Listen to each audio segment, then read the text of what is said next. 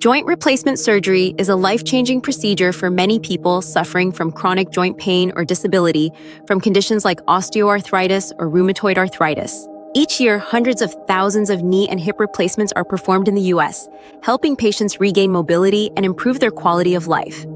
But the journey doesn't end with surgery. Proper post-surgery care is essential for a smooth recovery and the best possible outcome. Always follow your surgeon's instructions closely, including medication schedules and activity restrictions. Attend all follow-up appointments so your healthcare team can monitor your progress.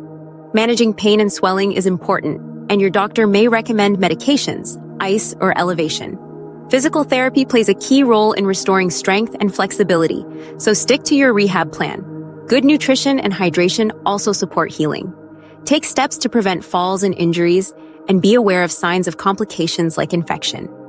With the right care, you can look forward to better joint function and a more active life.